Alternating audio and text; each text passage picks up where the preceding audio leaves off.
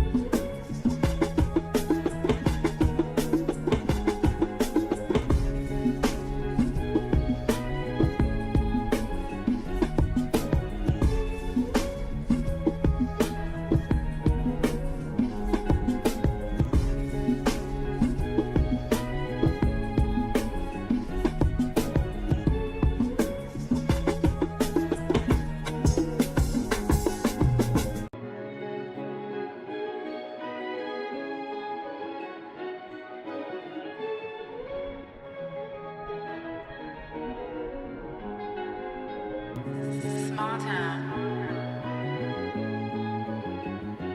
Damn, that's you strictly.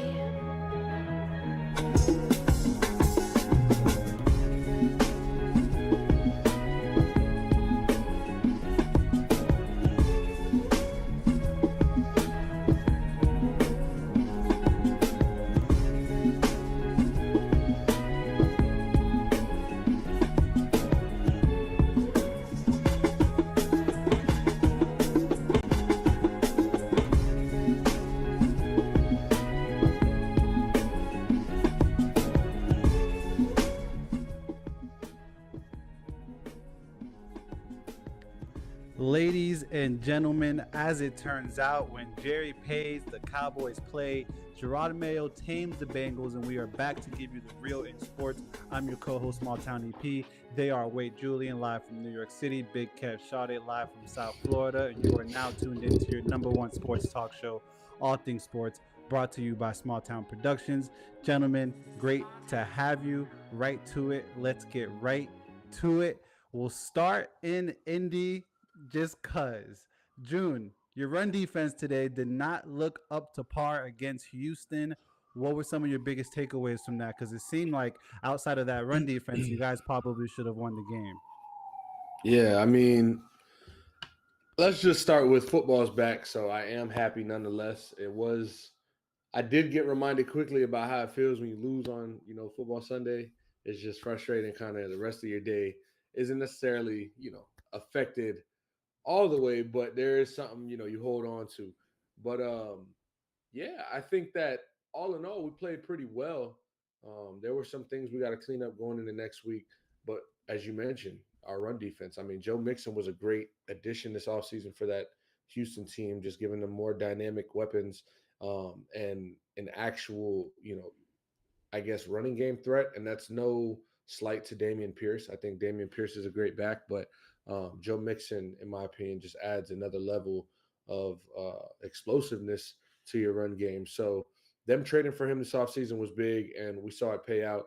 Unfortunately, we paid and drafted, defensive linemen this offseason and front seven, giving, Zaire Franklin a check, giving Grover Stewart more money, drafting, Liatu Latu. And to be honest, those boys didn't come to play. As far as run defense, I think we did good getting to the quarterback. I'm going to give credit in our pass coverage. Our DBs, had some good plays, and they didn't allow a lot of 20+ yard plays. But man, we was getting chunks on the run. They were averaging about over 6.5 or so per carry, and that's just unacceptable. So you're not going to win a game in that type of fashion, especially when on offense yourself, you're really just like finding these big plays throughout the game. We couldn't really find a rhythm to settle in today. So I think it was just a matter of like kind of getting beat up.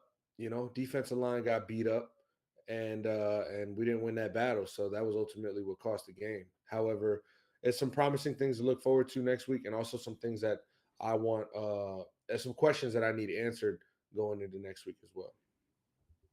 Kev, how did you receive that first game with AR5 under helm this year?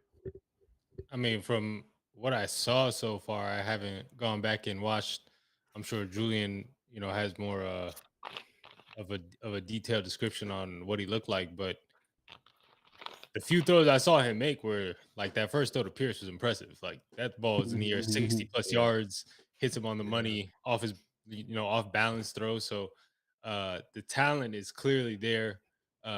Succeeded on the ground again, which is probably where he's the biggest threat, more so than his arm is his legs. Um, and that's saying something because that throw, not everybody can make that throw. I said last week he looked like Cam Newton last year, like the new Cam Newton, and I think he did the same thing today. He wasn't as accurate looking at the numbers as you want him to be in terms of his completion percentage. Um, but those are all things as a young quarterback. The arm talent's there. He's not making too many mistakes with the football, and he's putting you in position to have a chance to win the game. So those are the only things that you can grow from. He's yeah. not looking like another young quarterback who was out there today that looked awful.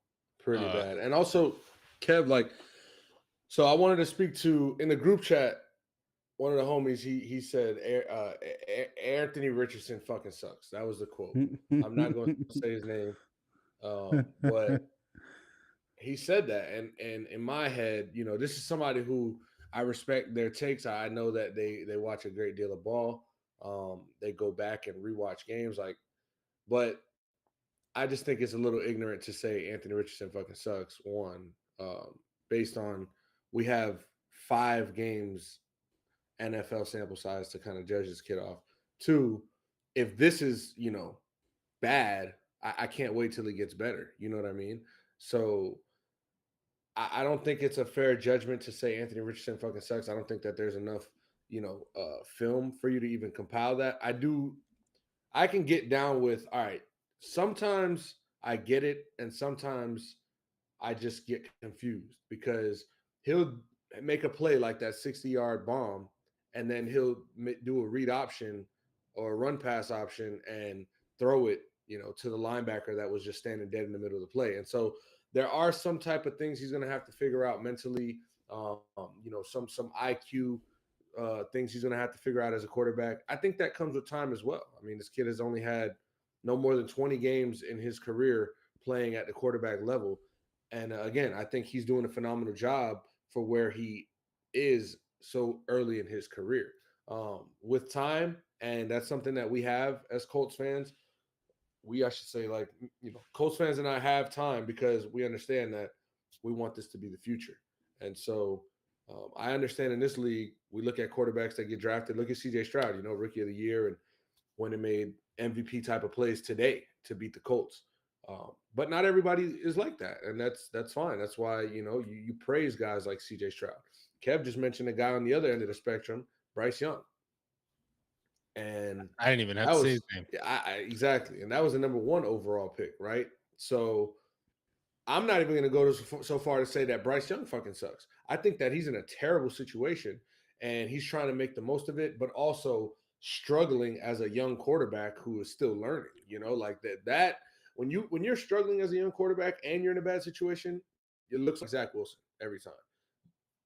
And that's part of like the whole thing when we talked earlier this year about the draft and what we thought Chicago should do with that first pick.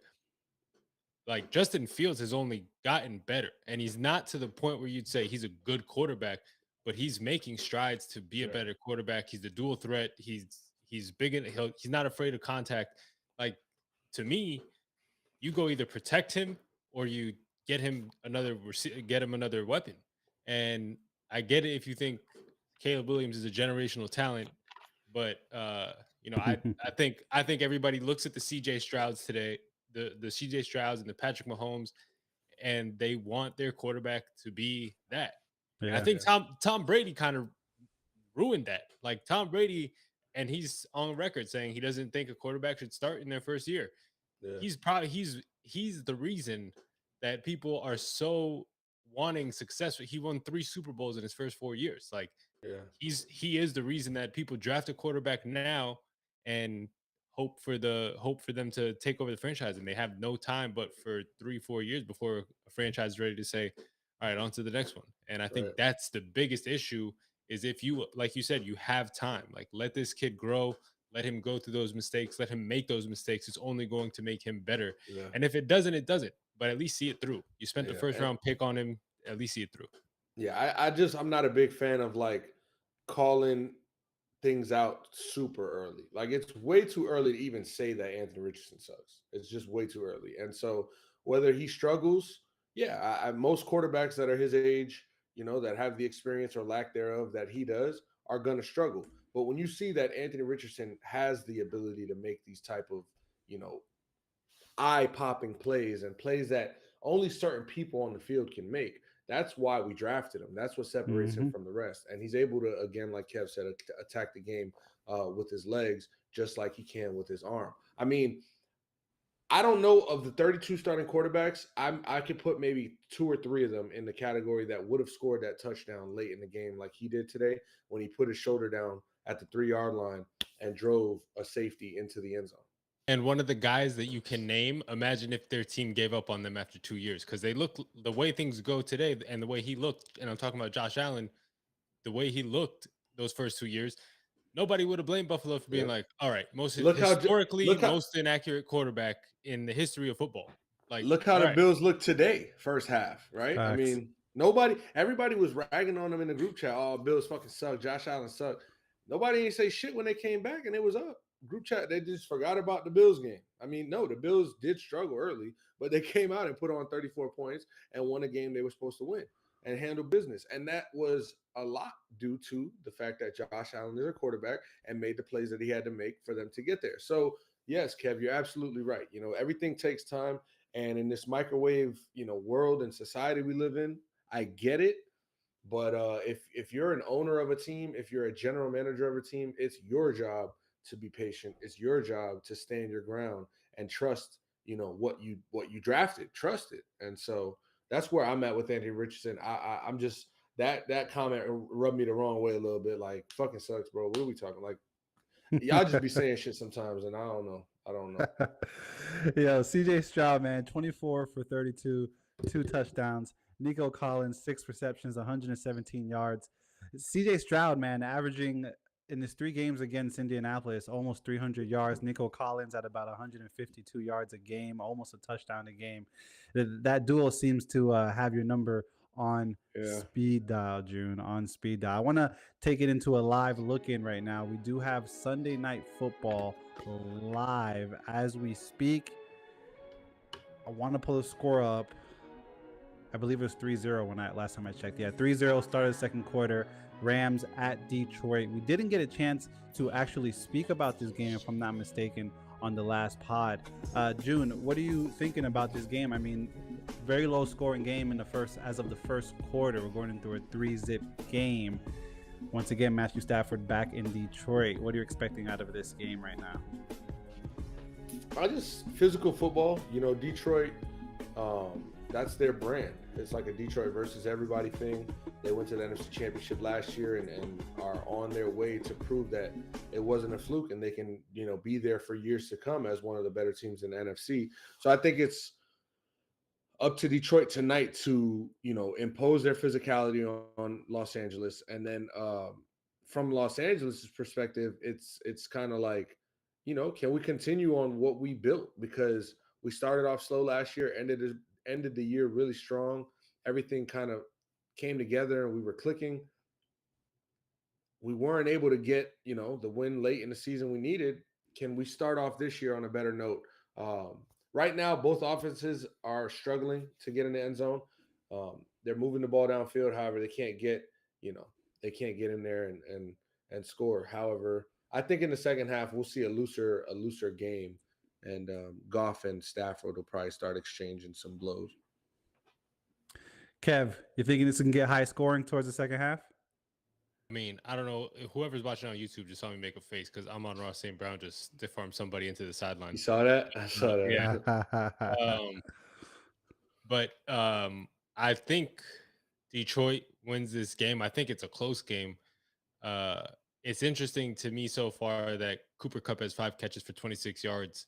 And then Puka's got the 1 catch, but for 16 yards. So it looks like they're trying to utilize both of them in a way where Puka is kind of going deeper routes and Cup is taking the shorter routes so far. I don't know if they'll switch that up, but yeah, I mean, I think this is two of the better teams in the NFC, and a potential NFC Championship game matchup, depending on what Matthew Stafford's health.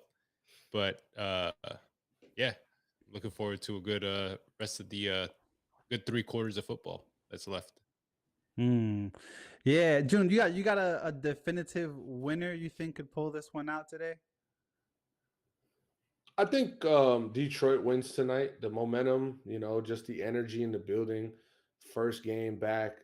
To me, it's we know that it's proven, that the crowd has a lot to do with it. But I think tonight it'll really help them because, like I said, slow start. They're trying to get going, find something that's going to work, and when the crowd's into the game, it kind of gives you that extra push. But they're about to tie it up here now, 3-3. So we got 3 more quarters of football, like Kev said. Anything can happen. I'm not doubting the Rams can win this game. I just think that Detroit, with all the energy in that building, probably take it away. Yeah, I did mention in one of the division breakdown pods. I think the Rams are a sneaky team this year. A sneaky team. We'll bring you back to that game before the pod ends. Ooh, week 1 opening night. Kansas City wins by a hair. No pun intended. Isaiah Likely after the game shouted the Chiefs out, gave them some good luck, enthusiastic, prayers for the postseason. If quote unquote that was the best that they had. Kev, did the Chiefs need a little bit of luck to win this game on Thursday? Uh, I mean, a little bit. Lamar missing, uncharacteristically missing a couple throws in the back of the end zone. The one to Zay Flowers, which I believe he said he wasn't even throwing it to Zay. If I think I saw Right. that. Yeah. Um, which I don't know I would that have that said makes that. it. I don't know that it makes it any better. But because whoever you were throwing to, you missed him. But uh, yeah, that throw, and then obviously Isaiah Likely in the back of the end zone. Uh, I thought he got it in at first, and then ended up having his toe. I don't even know if you can call it a toe, maybe toenail out of bounds. So great game. Again, two of the best in the AFC. But as far as like in Kansas City, need a little luck. The only reason I'll say no is because they are the back-to-back defending champions, and this is what they do in Yep. football games, and Yep. they find ways to win no matter what. So don't think they needed luck, but definitely uncharacteristic. But and even then, the games, yeah, I'm sure Baltimore probably goes for 2 there. So who knows what next play goes, next play, what happens on the next play. You've got a good chance there from the 2 yard line with Derrick Henry and Lamar Jackson in your backfield. So I'm sure Baltimore had an opportunity to win the game there, but I mean, who's to say Kansas City and that defense doesn't stop them? So, uh, either way, whether you caught it or not, still had to go out and make the next play. So, Yeah, Patrick Mahomes, Yeah. 20 I for mean, 28. My fault, June.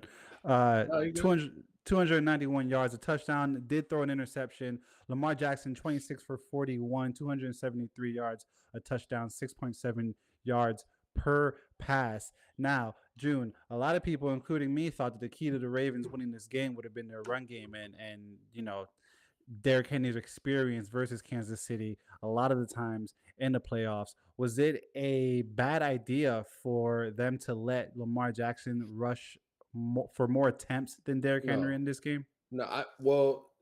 So I wanted to call out their lack of attempts that they gave Derrick Henry. I think that they could have game planned, not 41 pass attempts and maybe brought that down to 32, and let Derrick Henry get some of those touches. Go ahead, Kev. no, I was just gonna say, and that's 41 pass attempts, not including the ones that he didn't throw and ended up running for. Right, right. So it's like you guys are 50 times. I mean, he had 16 attempts, and out of those 16, I don't have the number, but I would say half or less than half were quarterback design runs. Maybe half of those were quarterback design runs. Um, Derrick Henry is the mainstream signing this year. He was one of the biggest things to happen in the offseason. He's coming from Tennessee, where he can revitalize his career in Baltimore. It's a run-heavy offensive scheme. I mean, 13 touches, 46 yards is just not enough, and it doesn't. It's not fair to him because it doesn't give him place to get into a rhythm. Now, I understand in the scheme of the game, Kansas City was up, and so it's hard to run the ball when you're down, and it's hard to trust the process in the run game because the thing about the run game is that it has to start slow so that it can open up. I mean, your linemen's got to hit the line, they've got to hit the defensive lineman. Your running backs got to feed it and start hitting those linebackers and second level players. But it'll open up as you just keep pounding the ball. Lanes start to open up a little more, and it's about willpower. They didn't give Derrick Henry the opportunity to get to that downhill, 21st carry of the game where your safety's like, fuck, I got to step up in this box again.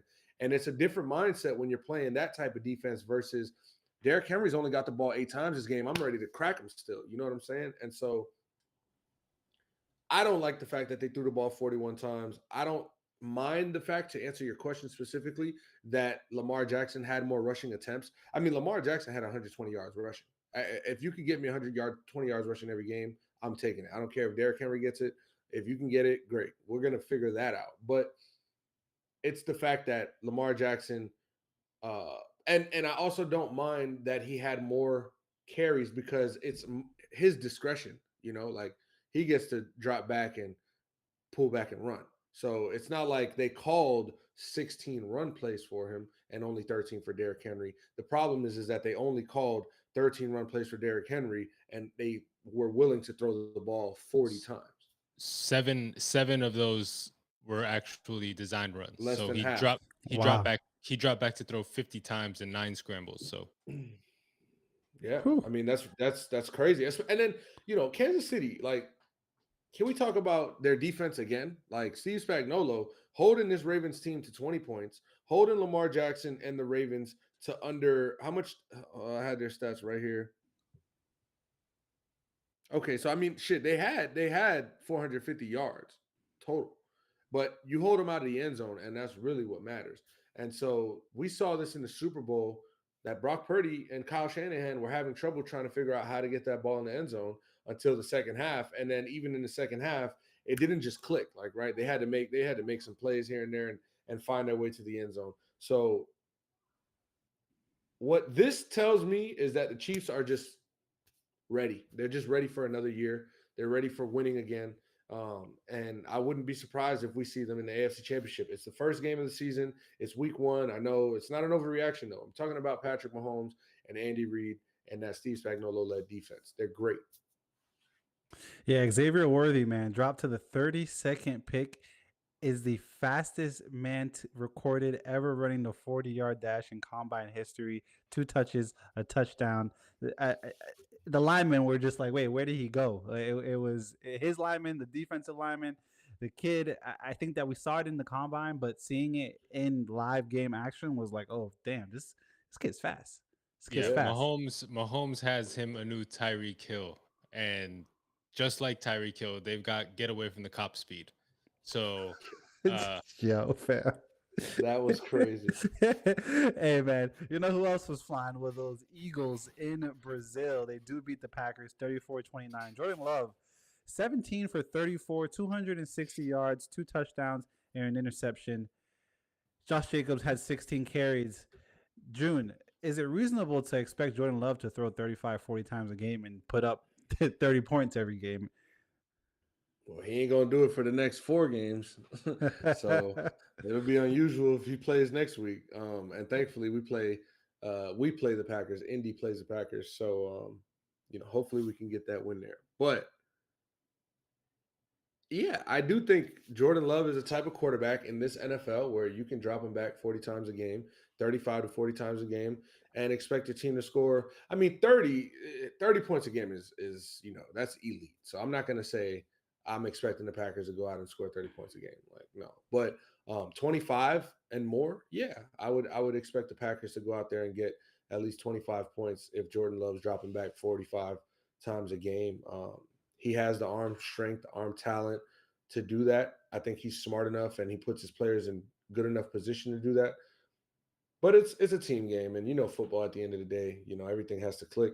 Defense has to complement the offense as well as special teams. So when things are going the way they should, yes, Jordan Love can drop back 40 times and score 30 points a game. But it's not always going to work like that, and you're going to have to figure out other ways to win a game. So, um, I, AJ Dillon going down.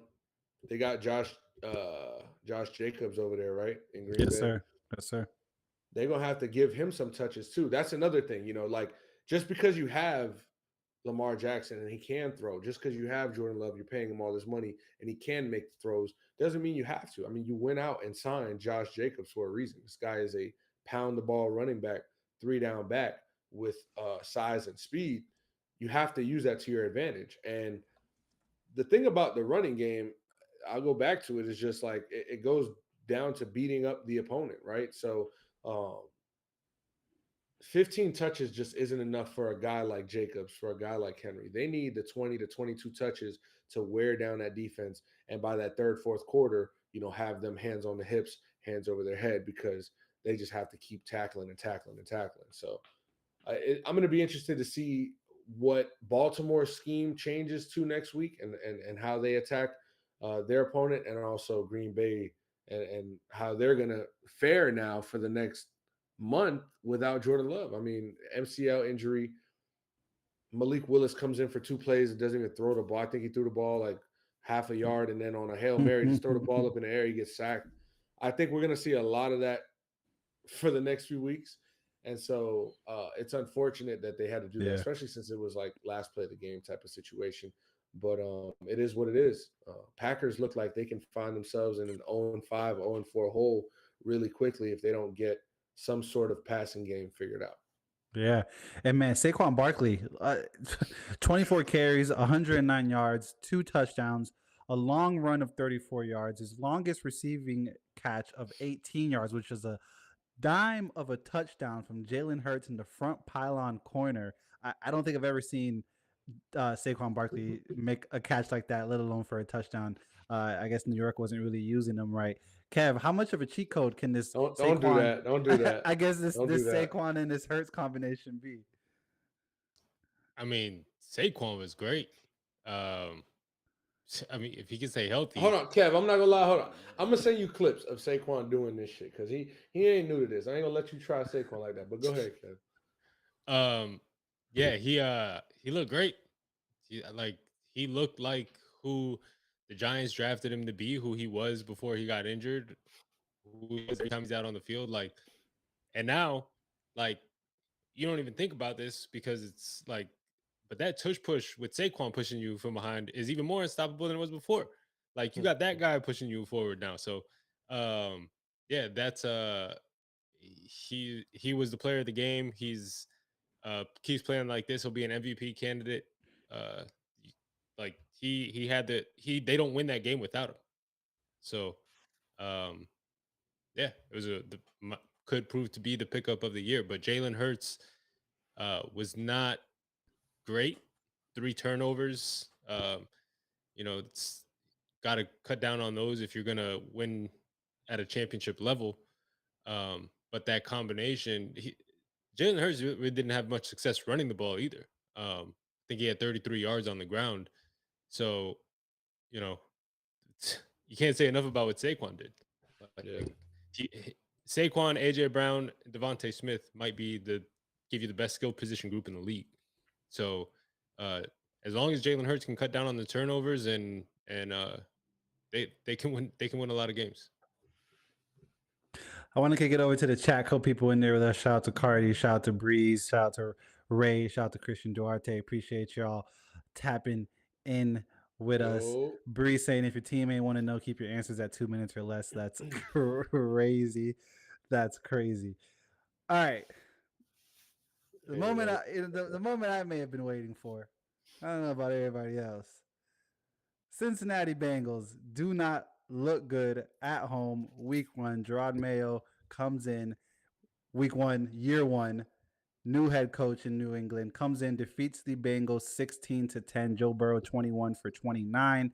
Cincinnati's rushing attack had, as many attempts as Josh Jacobs himself. Jacoby Brissett, 15 for 24, 121 yards. Ramondre Stevenson, man, 25 carries, 120 yards. It looked like a smash mouth game that New England was able to pull off. Kev, biggest takeaways from this game? That the Bengals were missing T. Higgins and have been dealing with a lot of outside noise in the offseason. And this loss will mean nothing in 8 weeks when the Bengals have won 5 straight or something. And we're like, oh, maybe we were wrong about the Bengals. So it means nothing to me. They'll be fine.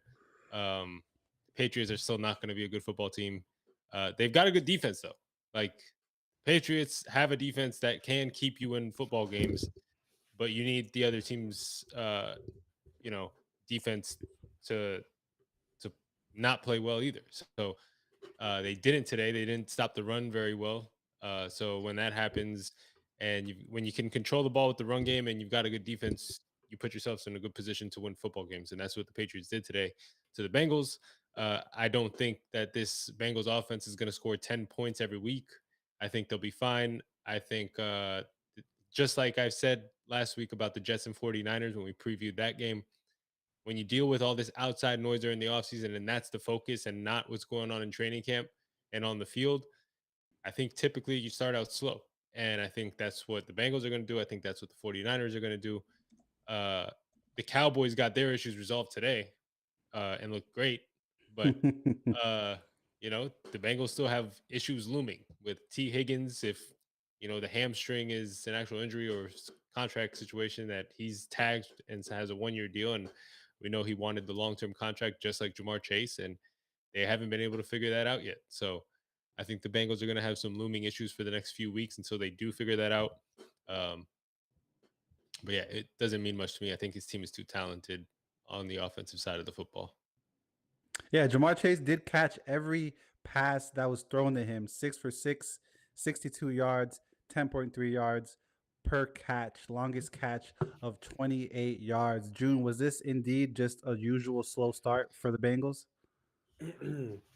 Yeah, I'm gonna stand on that. I know Brill mentioned me earlier on Twitter. He wanted me to talk about how I was hyping him up, and he wanted you to go off on how you were right. Listen, all I'm gonna say is that it's week one. I'm not gonna get ahead of myself. It's football season. We got 18 of these to go, or 17 of these to go now. And I've seen teams start 1-5 and make the playoffs. I've seen teams start 10-1, Eagles, and miss, the playoffs. So one game is never going to be something to take away and talk about for anything more than a couple days, right? Was it concerning? Yeah. I mean, Patriots, non-competitive team last year, who has a new head coach this year, a new They quarterback again. Gatorade showered him after the game, bro. Like they Deserving? No. First win as a head coach, deservingly so. That's an amazing feat, and you did it against a good AFC team. Like, we're not going to take away from the Patriots, and it's not like the Bengals just came out here and shitted it up, man. No, the Patriots came out here and ran the ball for 170 yards. Like you just said, that it was a smash mouth football game that they won, and so you go back and look at the.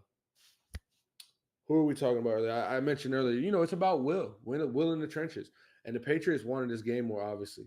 Do I think that this had something to do with Jamar Chase holding out all offseason? Absolutely. I mean, when your quarterback and your number one option don't have the offseason to work together, and whether they worked out on their own time or not, which I doubt, it takes away from everything else because it's not only your, reps that you're not getting.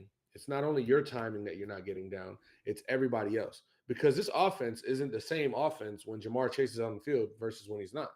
They're not saying that they switched the game plan while he was holding out. However, you're calling the game differently when Jamar Chase isn't on the field. So it's a distraction for players in the locker room. It's uncertainty about it. And you come in here, I'll be there week one. Well, then you should have just been here for practice if you didn't care about getting paid and you weren't going to hold out Le'Veon Bell style, to be honest. So that rubs me a little bit of the wrong way because it's like, you did all this for what? We clearly see that you guys aren't in regular season form yet. You couldn't even score on the Patriots. So they've got some figuring out to do. But I mean, come on, no T. Higgins, Jamar Chase coming off of like one practice. This is nothing to worry about. We just saw, and the funniest part about it is like we talked about the AFC North, and you told me that this was going to be the worst team in the AFC North. I don't know if you watched that Browns game, but them boys can't get shit going on offense. And so, and their defense, who was a top 5 defense last year, if not the best defense in the league, CeeDee Lamb and Dak Prescott, usually when you get paid, that's when you stop balling. They look like they just was trying to get their contract still. And so I don't know. I hear a lot of noise. And Bro mentioned me on Twitter. Oh, EP talking shit about them. Look, I think the Bengals are going to be fine. It's week 1. That's all I'm gonna say. Let's take it down to South Beach, as the media says, Miami Gardens. We're not doing that. In the most literalist sense. The Jacksonville Jaguars do visit Miami Gardens and lose 17-20. They were up 17-7 at the half. Kev, did the Dolphins win this game, or did the Jacksonville Jaguars lose it? The Jaguars lost. Travis Etienne lost the football game. And it's very rare that I feel that way about a player. And he was good. He didn't have a bad game. But you're going into the end zone and you just get the ball punched out. I'm sure he thought he had a clear pass to the end zone and let loose, eased up. And Javon Holland comes from the side and punches it out. Like, you got to protect the ball until you're over the end zone or into the end zone. And he didn't do that. Dolphins recover his touchback, scored, I think 2 plays later with Tyreek Hill. So I hate to say it, but I mean, you going for that touchdown is 24/7. You're in total control of that game, and you probably go on to win it. Like, the Dolphins only mustered up another 10 points from there. So it's not, or I'm sorry, 13 points if you include the game-winning field goal, but it's not like their offense was clicking all day either. So to me, the Jaguars lost this game more than the Dolphins won it. The Dolphins didn't lose the game either. So that's, the good news on there. And like, they didn't make bad turnovers. They weren't sloppy with the football. And the Jaguars were. And, the team that wins a turnover battle is usually going to win the game. Yeah, it's funny how you look at the Dolphins stats, like from paper, you're like, all right, yeah, I mean, shit, 400 total yards. Tua was able to get the ball to Waddle. He was able to get the ball to Tyreek. Mostert, not Mostert. Achane had some touches. We had 2 receivers over 100 yards, 3 over 70. But we only had 1 passing touchdown. And the thing about it is, like Kev said, they couldn't really click. They couldn't find a rhythm on offense. Jacksonville's defense was playing pretty good. And it was a lot of short plays, a lot of screens, a lot of underneath stuff. And, when you have guys like Waddle and Hill, which is why they drafted a Waddle, it creates explosiveness. And you can find yourself, 90 yards further down the field once you give them the ball. But a lot of people are talking a lot about Tua Tagovailoa and how they're still not sold. We're still hearing, I don't think Tua's the guy. I don't know why we paid him. I'm not on that side of the fence. I'm on the Tua has the it factor. Tua can bring you from good to great. I'm on that. And I still do. Again, it's week 1. Like, we're over and ahead of ourselves because we haven't watched football since February and we miss it. I get it. But the Dolphins had a bad offensive game. As they struggled offensively and they put up 400 yards. You know what I mean? So if this is what bad for the Dolphins looks like, that's kind of scary. And so I think they clean it up. I think that they need to get back to that run game because they only had 81 rushing yards today. And their leading rusher only had 26 yards. So, they're going to have to figure that out. Offensive line is going to have to, muster up. But the Dolphins, to me, this shows me that they're going to be okay because they didn't play a good game today. They won the game and, they took it. They took the game from Jacksonville. I'll say that. They took the game from Jacksonville. And the good teams and the great teams are able to find ways to win the games that they might not should have won. You know what I'm saying? And so, If you're a Dolphins fan, I'd be optimistic about this. It wasn't a great showing. Still got the dub. Absolutely. 1-0 is 1-0. America's team, as June just referenced, goes to Cleveland and takes care of business. Man, they gave Tom Brady a hell of a game to freaking broad an easy game to broadcast his first game. We thought it was gonna be, we pictured it hopefully being a great game, but it turned out to be a 33-17 route. I don't really think that the final score really tells the entire story of how bad. I mean, Deshaun Watson, 24 for 45, 169 yards, 3.8 yards per pass, 2 interceptions. How bad does this contract look at this point, Kev? I mean, it looks terrible. But also like it's Cleveland. What else are you gonna do? You had a shot to get a guy who was an all pro the last time he was on the football field, and you went and you did it, and you have all the pieces around that guy that you think would elevate his game and make him better, and he looks like dog shit. Uh, like he doesn't look good, and he hasn't looked good, and I think he would probably tell you he looks like dog shit compared to what we expect from Deshaun Watson. Like the Deshaun Watson that we know pre whatever the hell happened was an elite quarterback. Did it at in college, did it in the pros, was an all pro quarterback, and looked every bit of worth that what he got paid. Like if he's coming off that all pro season and the Texans give him that contract, nobody questions it. Right. So it's like it, but you can see on the field like it looks bad. He looks bad, and Yeah. he looks off balance when he runs the football. Slower. Looks like he's slow. He can't get his footing underneath him. Like he looks like he's back in high school. It's I mean it's yeah. I don't know what the issue is there. I don't know if he's worked less since he got paid. Like June said earlier, some guys do.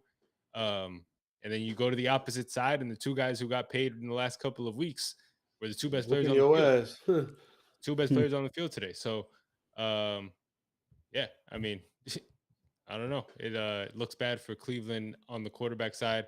Every other quarterback who's played for Kevin Stefanski has been able to take that team and make it at least competitive. It wasn't even competitive today. He's done it with Dorian Thompson Robinson. He did it with Joe Flacco last year. Like, I don't know what the issue is with Deshaun Watson, but they need to figure it out. He needs to figure it out, or else it's going to be a long season for Cleveland. Yeah. I just think what sucks about the situation is that, Deshaun Watson isn't the answer in Cleveland. I think that's pretty evident. Um, they know that they paid the money they paid to him, and they got to make it work, and that's kind of where they're at with it. If you ask me, I think Cleveland's like, look, if we're to cut this guy, oh man, we won't hear the end of it. Oh man, what's our future look like? Oh man, Cleveland needs to try to figure this out with him at quarterback, but not needing him to be the guy to take it and win the game for them. So that's got to be their thing, because it's got to be kind of demoralizing when you realize like how good of a team you are, but your quarterback just isn't producing. And that's not just a Deshaun Watson thing. That's a team in general, much like last year with the Jets. Aaron Rodgers goes down. These guys have a top 5 defense in the league.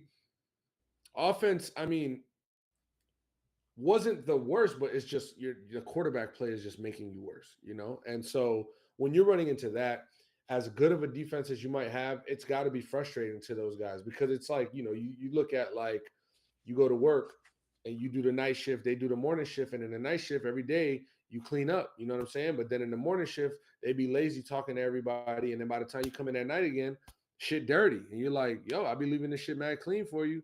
When I come in, you leave this shit mad dirty. And as much as they are brothers and it's a family in that locker room and in that organization, it's people having to come together for one job. And when somebody's looking at another man across from them, not working as hard or not finding the same success, it can be frustrating at the end of the day. And you got to still go to the field and try to compete with that same guy. And do it for the team. And it's Mhm. just a bad formula when you got bad quarterback play with a $230 million check attached to it. This isn't the bad quarterback we drafted on his rookie deal. This is Deshaun Watson from the massage parlor with 5 years, 230 guaranteed, biggest contract we've ever seen. That Yo, shit just rings the wrong way. It don't sound good. from And the this massage parlor is crazy. and the soonest you could even think about cutting him is 2027, because then you'd only be 26.9 million in dead cap. You cut him after this year, it's 172 million in dead cap. You cut him after the next year, it's 99 million in dead cap. So the only time you could realistically think about cutting him is 2027. So you've got 3 years of Deshaun Watson probably Because as your starting quarterback. I'm thinking like, yo, would you rather be the head coach of the Cleveland Browns right now with their situation? And this could sound like a crazy question, but just hear me out. Or the Carolina Panthers? Because look, the Carolina Panthers situation is horrible, and they're in a purgatory for a couple years as well. The Browns are in this purgatory with their quarterback situation because if he's not the answer, he has to be the answer, right, Kev? And you can bench him, but just optics, $230 million on the bench is fucking crazy. But also, I'd rather have $230 million on the bench and be winning football games. Like, But I'm at that point no, no, right no, now. and I get that. So speaking off last year, yes, easy answer. Seeing what we saw today, but remember, last year was Joe Flacco has a lot to do with their success late last season. I've got Jameis on the bench. Jameis will air that shit out. Hey, I, so then there you go. I ain't gonna, I, yeah, I feel you. Hey, I'd and the rather give answer that could a be shot. Cleveland. You know what I'm saying? Yeah, I just know that in Carolina, I'm sure you have like a little more. Well, you would think leeway, but with that owner over there, he's probably like, "Yo, come on."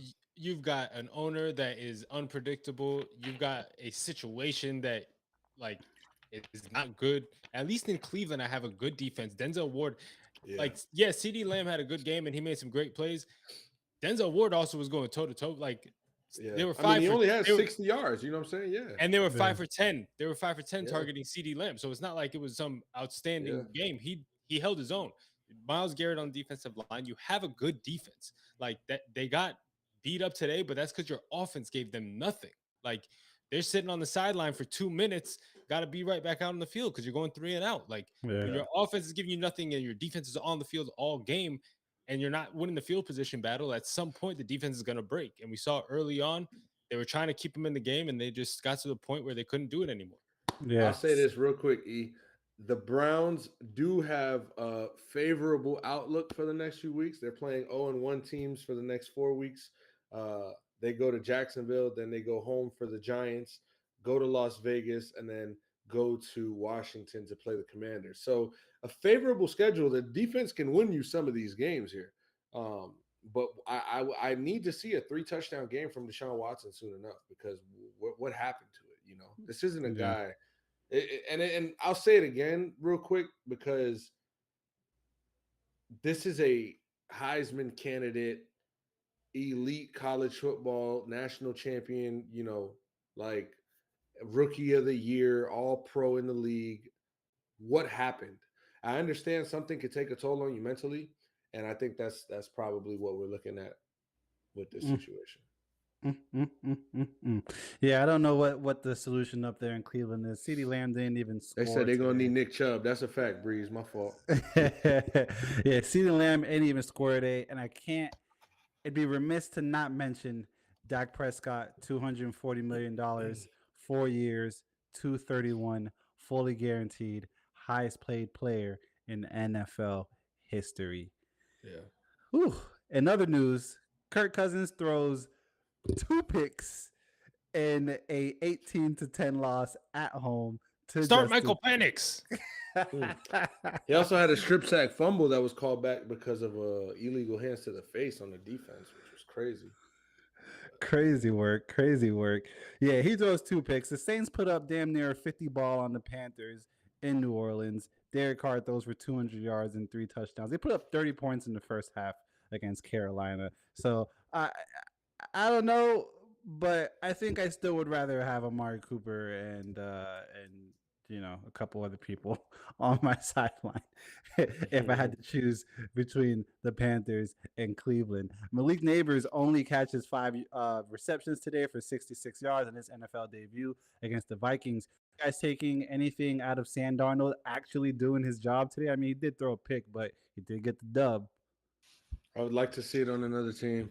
Yes, you should get the win against this Giants team. Like it's we've done this before when he was in Carolina. He was going crazy the first few weeks, and we were like, oh, maybe it was just the Jets, and then he was Sam Darnold. So Yeah. I mean, they got the 49ers next week.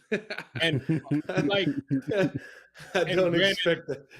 and granted, he's got some great weapons to work with, so this might be the best season of his career. I don't think it's gonna mean much though. That's Hey, fair. This is tough. Sam Darnold's got to play the 49ers defense, Texans defense, Packers, Jets, then Lions just to open up the season. That's pretty tough. Yeah, I can't call Jim Harbaugh's debut today in the NFL because he's obviously been in the NFL before, but he does get a Chargers win today, 22-10 in SoFi Stadium against the Raiders. Geno Smith and company actually do not go there. We're at home. Broncos visit Seattle, lose 20-26. Geno Smith was looking a little shaky after the pick early, but managed to scramble for that touchdown and throw 171 yards. The Buccaneers do ruin Jaden Daniels' NFL debut, 20-37. Buccaneers in the playoffs last 4 years, longest streak in the NFC. You putting any credit into the Bake Show, June? Yeah, I mean the Buccaneers are a good team. I mean, this is a quarterback who always had that chip on his shoulder, even as a number one pick overall, felt like he needed to prove himself overly to others. And good, because when he has that attitude, that's when we're like seeing Baker really cook. He's got an arm. He can throw the ball 50, 60 yards downfield. He has Mike Evans and Chris Godwin still. We see Mike Evans is still on his bullshit. And so with that offense, and then, you still got guys like Antoine Winfield back there. You still got guys like Levante David and Jamel Dean. So I like the Bucs in this NFC. It is a top-heavy NFC. I think that it's up for grabs this year. And that division, we know, like, Every year. that's up for grabs in its own right. So the Bucs, shout out to my boy Christian, man, in the comments, but the Bucs have a good chance to go back to the playoffs and make some noise. They lost to the NFC champion, or I should say NFC championship attendees, Detroit Lions. But yeah. And I also wanted to say, shout out J.K. Dobbins coming back from that Achilles injury and doing his thing today. And shout out to first win as a Charger coach for Coach Harbaugh. Probably one of my favorite football coaches of all time. So good to see him back and get. But so I'm excited to see what they do, especially J.K. Dobbins and Lad McConkey, his first career touchdown catch today also. Yeah, Harbaugh looked like the highlights from that game looked like a typical Harbaugh game. It was another smash mouth game where anything could happen, but his coaching prowess pulled it off in the end. Ladies and gentlemen, boys and girls, children of all ages, as we cross this 53-minute mark, this was your Week 1 Sunday NFL recap of this season. If you tuned in live, thank you so much. If you're tuning in after a fact, thank you, because you could have been anywhere in the world, but you was here with what, June? That's Lad McConkey. Shout out to him. Oh man. We'll see you guys tomorrow, actually, after Monday Night Football. Peace.